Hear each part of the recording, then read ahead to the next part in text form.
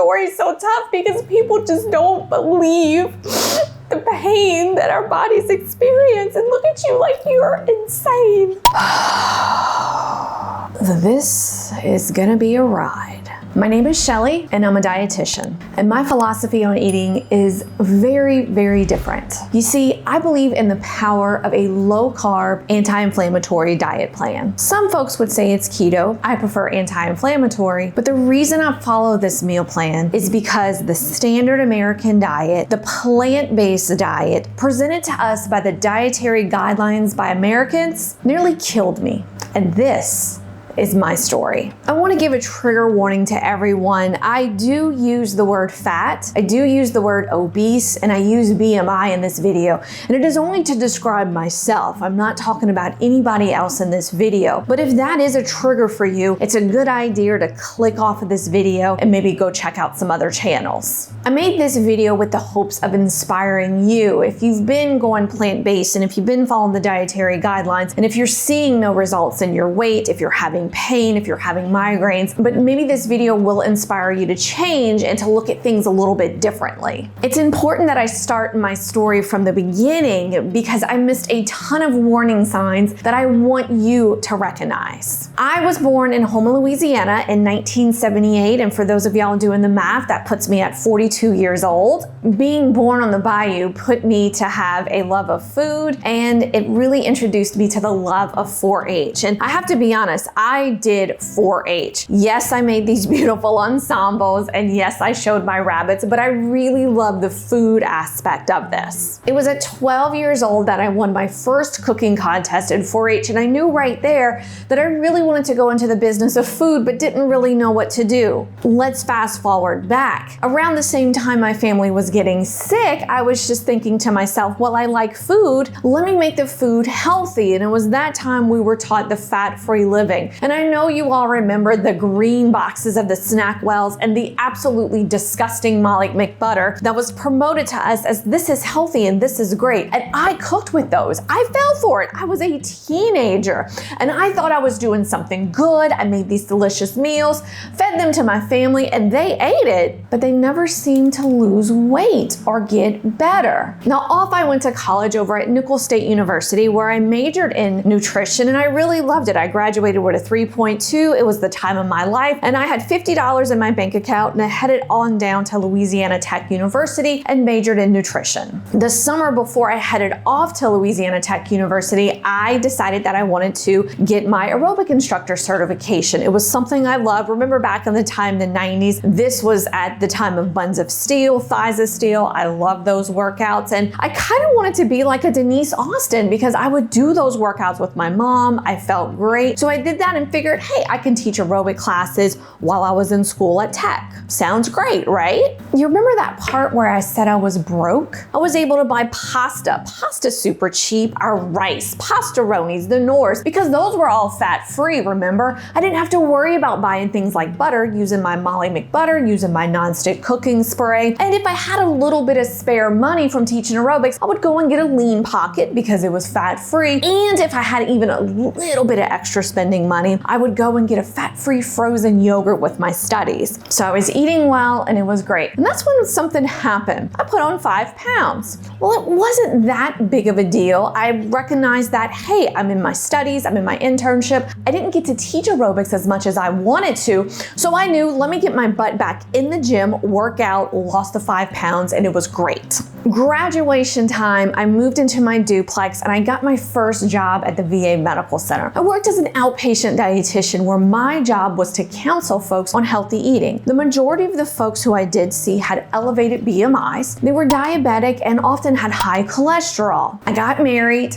Yes, that is me with that awful jet black hair. I was in my goth phase. Everyone, please forgive me. I educated all of my patients on the dietary guidelines for Americans, which is heavily a plant-based diet. In particular, 6 to 11 servings of whole grains, rice, pasta, 2 to 4 servings of fruits, 3 to 5 servings of vegetables. We can say pretty much chicken, skim milk, a little bit of nonstick cooking spray. I quickly learned that the patients hated this diet plan. Why? Well, It was kind of weird. Who eats 11 servings of grains in a day? Are you kidding me? And that is when I heard one of the first expressions from other docs. And they say, well, if you're gonna go see Shelly or the dietitians, they're gonna tell you to eat food that you're gonna wanna spit out. So old Shelly was like, rude, don't make fun of my profession. Whereas right now I'm like, they're right. They were definitely onto something. So what would happen is patients would come in, we'd put them on the plan. Often they might have brought a wife or a significant other or a partner with them. They would take notes and they would come back to see me, the compliant ones, and complain that, hey, I only lost 5 pounds and my blood sugars really didn't drop. And that was the biggest mistake that I've made of my life. And today I absolutely want to send my sincerest apologies to all of my patients at the VA. I didn't listen. I should have wrote down everything that they ate. I should have evaluated it. I should have plugged it into things. And I should have said, well, this isn't working, let's try something else. But instead, I was told by so many other folks, oh, Shelly, don't worry, they're probably just not compliant. They're snacking, you know, they're not telling you the real deal. Well, what if they were? So now I have to bear the burden that I didn't listen. And that is a terrible thing. I don't want to cry because I'm getting very emotional thinking about it. I didn't listen. And that's absolutely terrible. I left my job at the VA hospital 6 weeks pregnant. No one knew I was pregnant. And I'm gonna make a video down the road on the real reason that I left the hospital system. I kind of got frustrated with maybe we need to do some changes here. And my first pregnancy was great. I was 32 years old. I really just gained only about 25 pounds. I pretty much wore my clothes for 7 months and I just got some stretchy leggings. It was wonderful. I still walked, I worked out. I really am one of those blessed folks to say I had a beautiful pregnancy. I delivered my daughter, and that's when things started to go a little downhill. I didn't produce any milk, which I thought was really strange because here I am, a dietitian, I'm eating well, refrain that. I'm eating according to the dietary guidelines for Americans, the standard American diet, the plant-based diet. I didn't produce anything. When I say nothing, I literally starved my child because the labor and delivery nurse that came in, she was awful to me and she pretty much bullied me that I had to breastfeed my child. And I said, nothing's coming out. And she said, it'll come in, don't worry. Nothing came out. My daughter dropped to 4 pounds and 6 ounces. Nothing. So I knew right there we had a problem. But I have a wonderful pediatrician. We put her on formula and I thought everything was good. I lost all of my weight right away. I was back into my old clothes and I kind of forgot about the whole situation until I turned 35, and that was pregnancy number 2 with my son.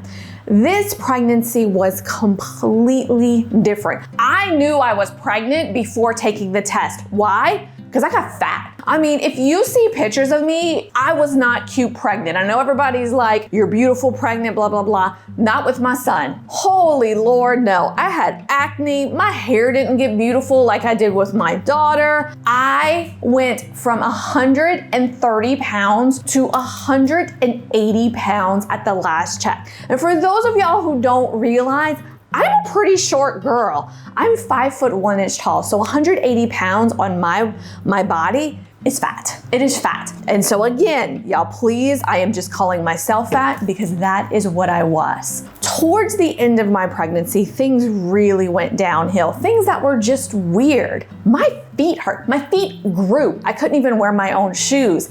I was walking around in slippers and flip-flops. The tops of my feet were on fire. It literally felt like somebody poured gas on my feet and I set it on fire. But I didn't complain. I was like, well, this is the second pregnancy. I'm also 35. I'm a little bit older. This is the age they gotta send you to a specialist. It will all be gravy. I'm gonna deliver my son and it's gonna be just like when I had my daughter. I'm gonna lose the weight quickly and it's gonna be good. Well, guess what? I delivered my son, healthy as a horse. Yay, I'm super happy for that. Didn't produce milk again. So time number 2, and I figured that would happen and I was prepared with formula. So it was all good. I had my pediatrician on my side. But he was 6 pounds. So that put me back down at what, 174? On a 5'1" tall frame. And I was like, I'm gonna be good. Now, after giving birth to my son, of course I went back to my regular plan of eating, which was following the plant-based dietary guideline for Americans. You know, I was ready. I did meal prep, it was great. And for those of y'all wondering what I did eat, it was pretty traditional. It was like a bowl of bran flakes cereal, a slice of toast with some fat-free jelly on it. And then I might've had a piece of fruit with it. I did a whole wheat sandwich with some baked chips, some fruit and carrots at lunchtime, maybe snacked on some pretzels or some yogurt with some granola, your typical meat, vegetable, grain at night, could have been quinoa, could have been couscous. You know, I really kind of went up there. I didn't lose any weight. I still had acne. My hair was still funky. I mean, I was not cute. I put on my big girl panties and I said, this is gonna be fine, and let me start getting back into working out. But I did a little bit of research on working out, and I was just, oh, you know, this weight training stuff, let me do that. So when my son was 6 weeks old, my husband purchased a clinic. So the hopes of us going into private practice, and he's a physical therapist. So I gave myself a good 6 months. He purchased it in December. I was gonna go in there in June. I was gonna develop my marketing materials and get out to doctors. My 2-month checkup, I was still coming in the 160 range. And let me tell you something, I did the dietary guidelines diet to a T. I did my fitness pal, I did portion control. I mean, I really got into it because I gave myself a 6-month time frame. And I wouldn't say anything about orthorexia. Again, trigger warning with that word. I was just following the guidelines and I was tracking. I didn't really obsess over it because I trusted the system. I trusted what had been taught to me for so many years. Mistake. And my feet hurt still. They were still big. My back started hurting and I kind of got weird feelings in my fingers. And I was just, oh my gosh, am I diabetic? You know, what is going on? Because you do all these Google searches and then you go, oh my gosh, do I have cancer? You know, what is going on with me? I was really starting to panic. By this time, it was time for my 3-month checkup.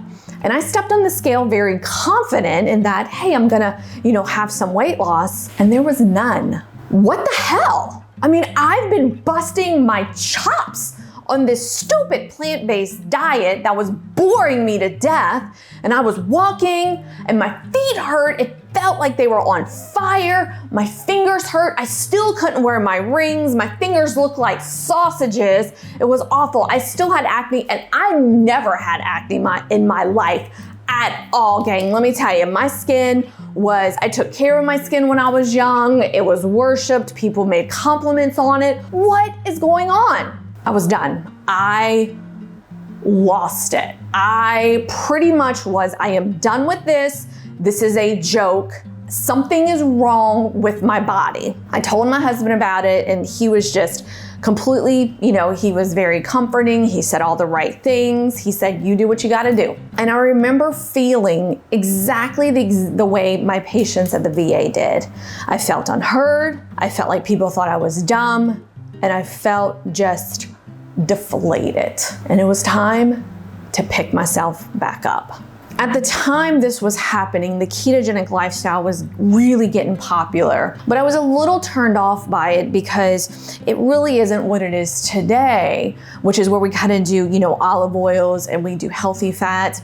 It was very bodybuilder driven, almost angry, and very much, or frat boy like, where, you know, we're gonna drink ranch dressing, we're gonna eat all this fat. So I looked at it and I saw success stories with it, but I wasn't ready to go that route yet. And in research, I stumbled upon tons of articles related to the effects of low carb diet and weight loss. And what really appealed to me, because I wanted to do things that were medically researched, was the results of the glycemic index. And I've talked about the glycemic index in this channel. I'll link the 2 videos below.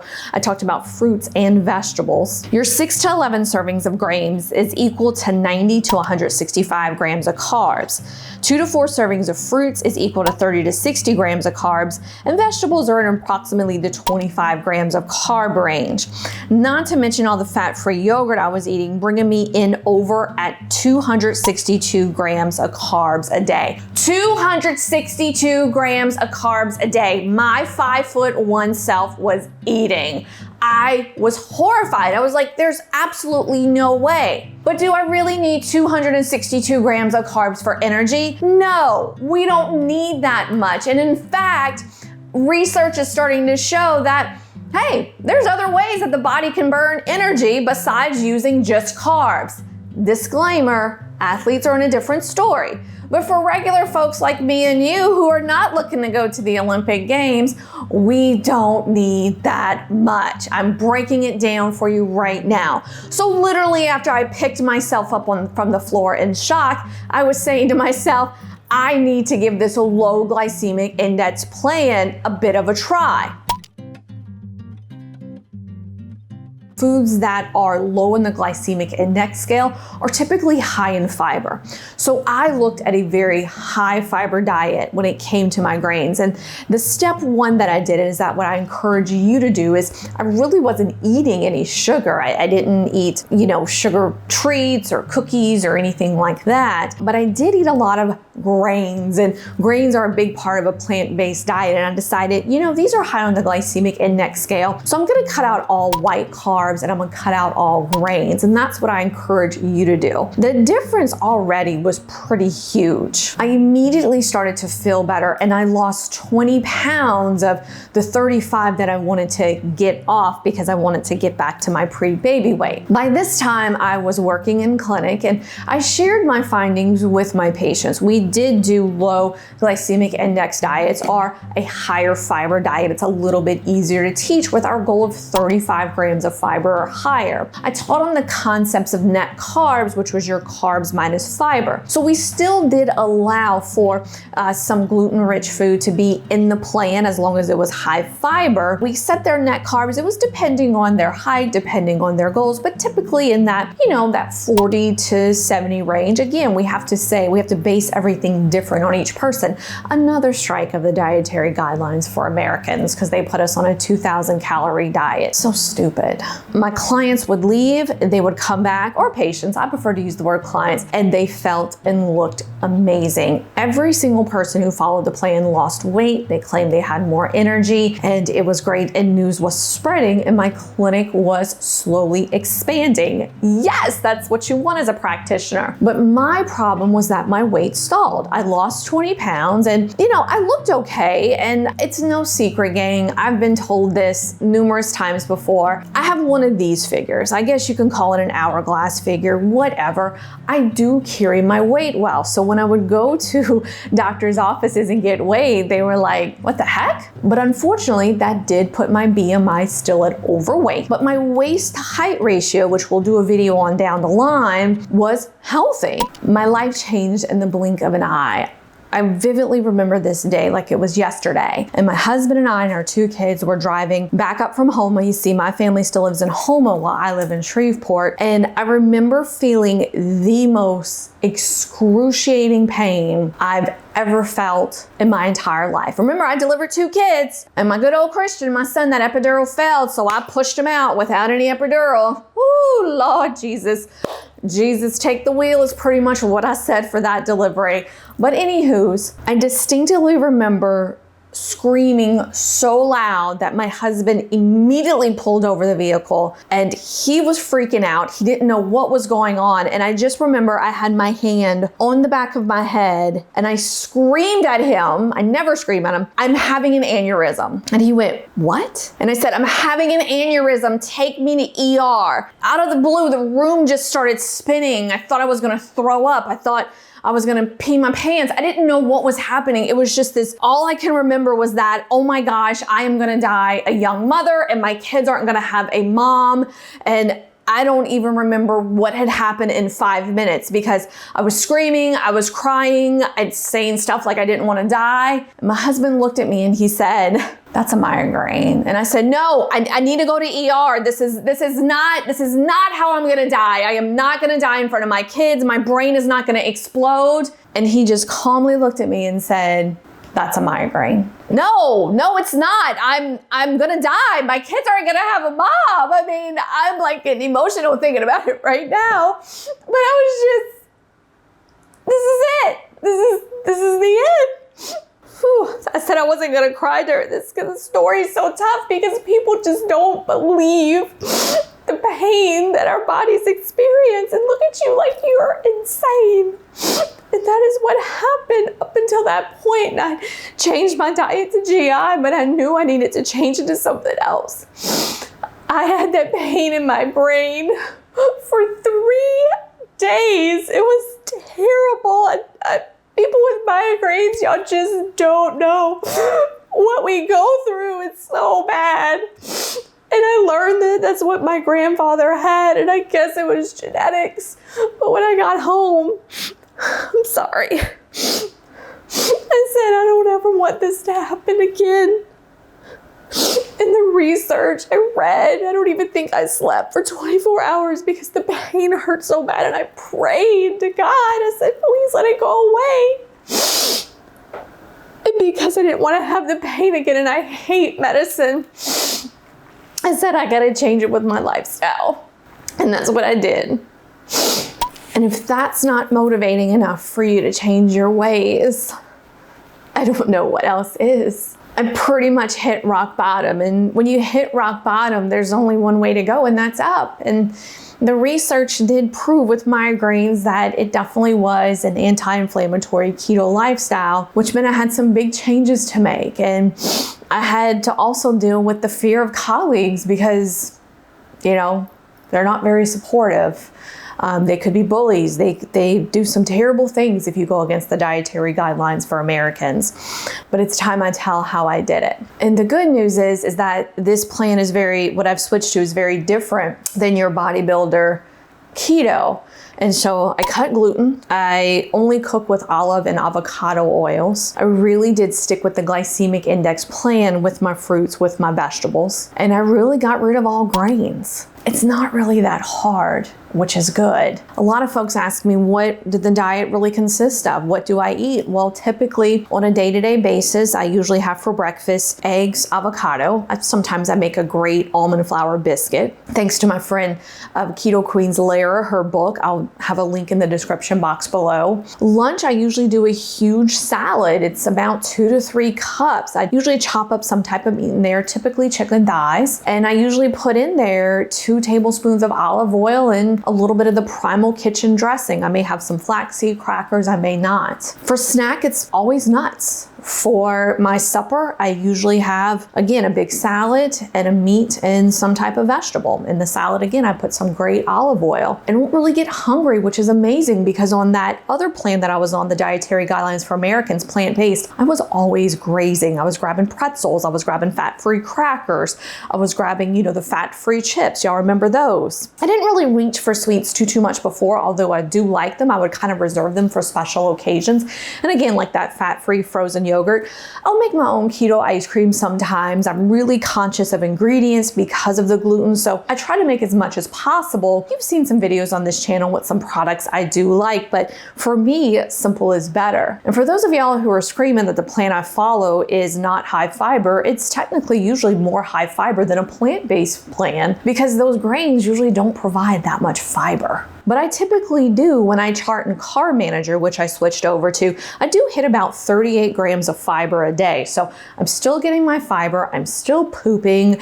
I can dispel any myth you want about low carb, anti-inflammatory keto if you do it right. The results after 2 weeks were so amazing. I dropped 5 pounds right away. My stomach got flat. I mean, just like it kind of concaved in. And again, for somebody like me who's pretty short and this is my build, that is a pretty big thing. And by this, my skin improved, my energy improved. I didn't have any kind of brain fogged, and it was amazing. Folks really noticed the difference in me. So I decided to do the dumbest thing in the world. And being the rebel that I am, I tested the cause. And I said, well, we're gonna see if this is the real deal, because guess what I'm gonna do?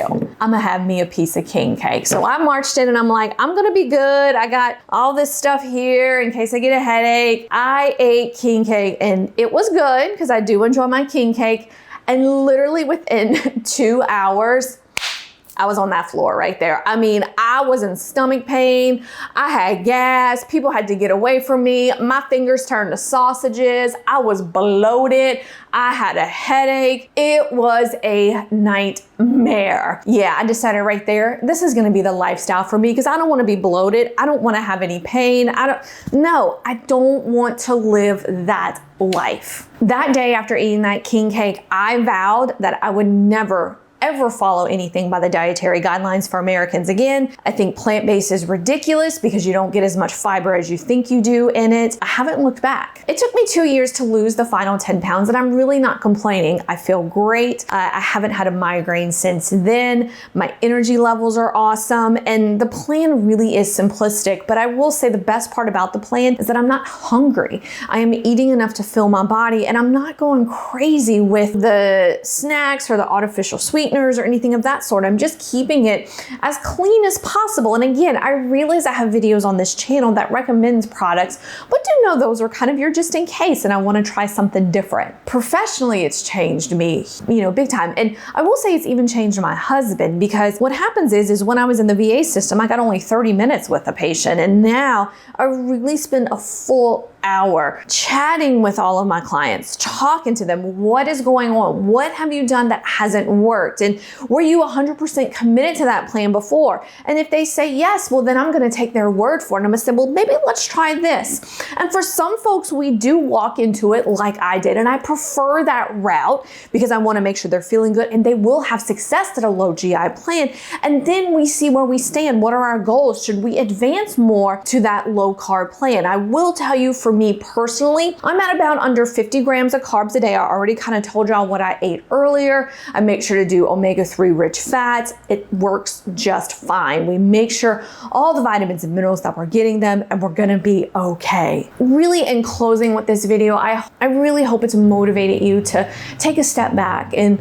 look at your own life and look at things that are going on because you and only you know your body and you and only you know what sets your body off. And I believe in you telling that to your doctor, to your nurse. There may be some who don't listen and I apologize wholeheartedly for that. And again, I apologize to my past patients who I might not have listened as well. I had a closed mind. I believed everything the government taught me, which I know now is a crock. And so I really encourage you, listen to your body, talk to your healthcare providers, find another one if you don't feel like that they're listening to you. And if you live rural, take advantage of telehealth so that you'll be able to find somebody who will work with you. Now, if you're looking to get started on this plan or you want to become a client or patient of mine, you can click to download the menu and I give you different options for breakfast, lunch, supper, and snacks with a shopping list. I also encourage, if you made it this far in the video, I want to thank you. I have my Kleenex. I don't know if it made you cry as well. I'm sorry for the breakdown, but go ahead and put in the comment box low carb dietitian. And if you're wanting to share your story, you definitely can below in the comment section. I read all of my comments. I comment on them. And if there's any haters out there, or if you're a hater in my profession, I guess you can go ahead and leave a comment. It's going to help me in the algorithm. So go ahead and do that. But just know that I am very proud and very much loudly going to announce that I'm a low carb dietitian and I follow anti-inflammatory guidelines, and I do not and will not promote the dietary guidelines for Americans, plant-based diet, because it nearly killed me. I want to thank you for watching my video, and if you made it this far, I would be honored if you subscribe because I'm making a ton more videos like this, kind of being a little rebellish with the food industry, like make us some better food. So if you love those kind of videos, if you're a rebel in your own healthcare, definitely subscribe. Bye, friends.